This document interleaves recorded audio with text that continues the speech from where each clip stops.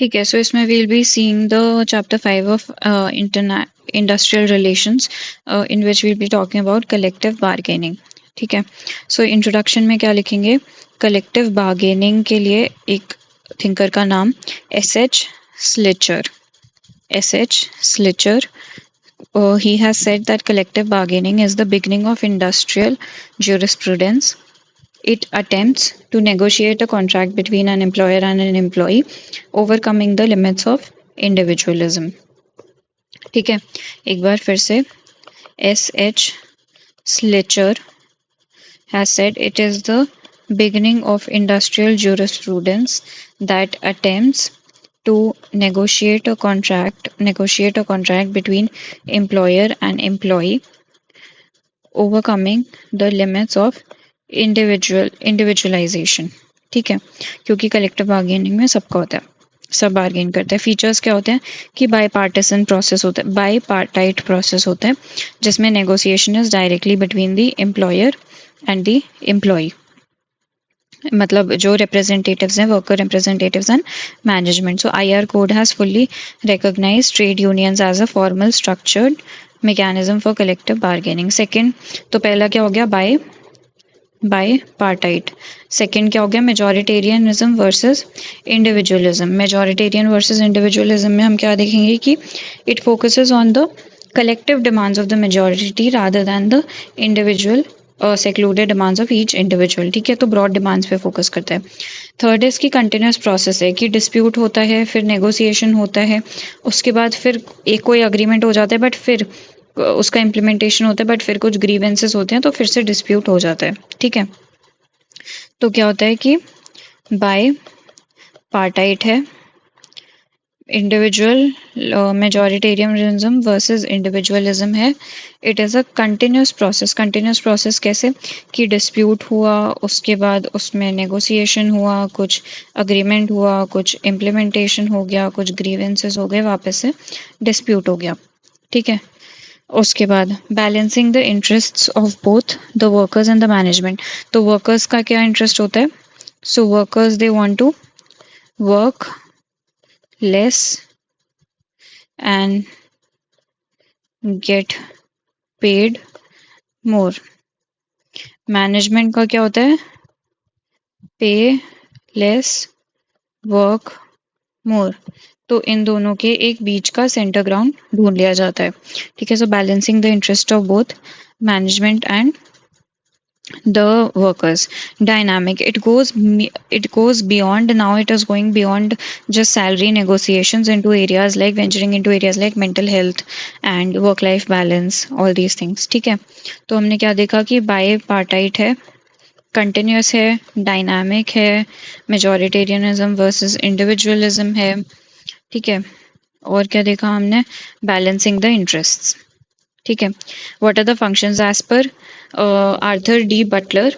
There are 3 important functions of collective bargaining।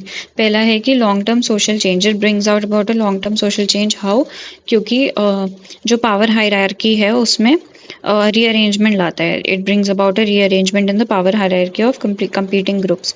ठीक है, तो एक लॉन्ग टर्म सोशल चेंज लेके आता है। उसके बाद पीस ट्रीटी है, एक टेम्पररी ट्रूस की तरह वर्क करता है between 2 conflicting parties.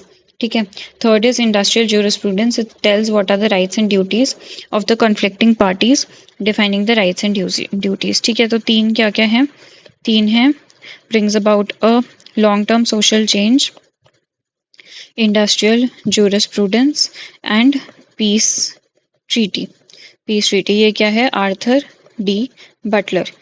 Power hierarchy में between conflicting groups brings about a temporary truce and temporary truce through negotiations। It defines the rights and duties of the conflicting parties।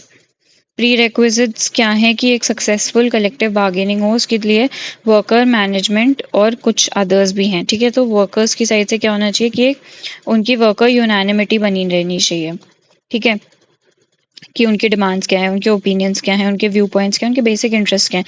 अगर workers ये अलग अलग चीज़ों की डिमांड करेंगे, उनके भी बीच में कोई सहमति नहीं है, सो वर्कर यूनानिमिटी नहीं बन पाएगी। ठीक है.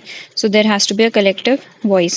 Second is they have to have a strong and structured trade union that is recognized, that is registered.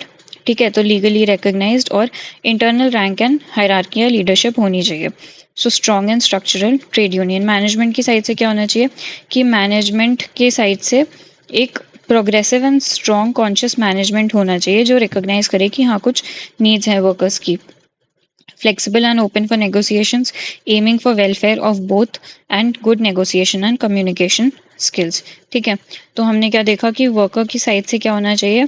एक तो unanimity among the workers with respect to their demands, opinions, interests. Second, a strong and structured trade union which is legally recognized, has an internal rank and hierarchy. From the point of view of management, they should have a favorable environment for negotiations. They should have an open and progressive culture.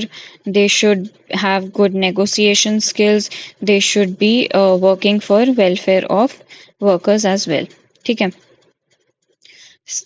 Then is institutionalization framework की availability of recognized required information होनी चाहिए. तो एक institutionalization framework होना चाहिए जिसमें clear rules बताए जाएं कि strikes में आपके ये rules हैं, ये आप कर सकते हो, ये आप नहीं कर सकते हो.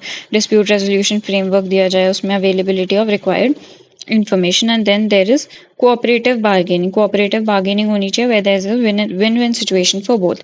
So absence of coercive dominance नहीं होना चाहिए किसी का भी management का या workers का. There has to be cooperative bargaining. ठीक है.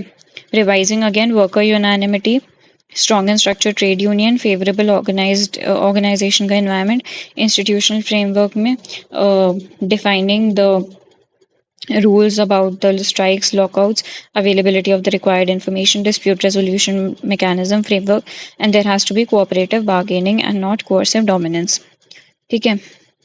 उसके बाद what are the factors responsible for poor bargaining? Poor corporate bargaining, collective bargaining क्यों होती है और इंडिया में क्या problems हैं कि bargaining नहीं हो पाती है. There also we have seen, देखो इंडिया में क्या है, we have a poor history of bargaining. क्योंकि ब्रिटिश के टाइम से कोई इतनी ज़्यादा इंडिया में जो वर्कर्स का यूनियन है that is not that strong. So India has had a history of worker exploitation and poor negotiations. Therefore, trade union mechanism is not as developed in India as in Western countries. So we have a poor history of collective bargaining environment. Then there's rise of platform and gig workers, which is essentially breaking down the primary employer-employee relationship. ठीक है, तो dilute करता है जो traditional employer employ relationship है उसको. Then there is employer resistance. Obviously employers generally they avoid bargaining and they adopt coercive methods and exploitative HRM policies, delaying negotiations, and they adopting various tactics.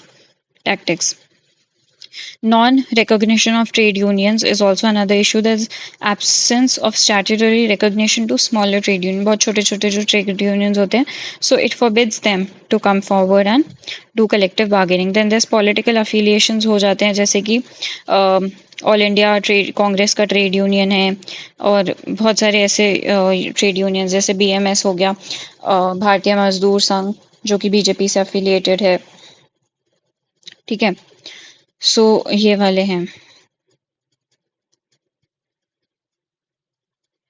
Indian National Trade Union Congress है इसका नाम. ठीक है, so they become wings of political parties rather than working for the welfare of the people. So there is multiplicity of unions which leads to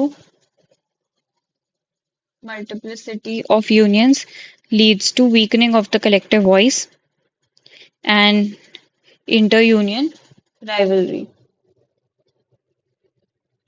Easy reach to adjudication, क्योंकि historically क्या होता है, it's easier to go to adjudication and it is psychologically a tough task for collective bargaining and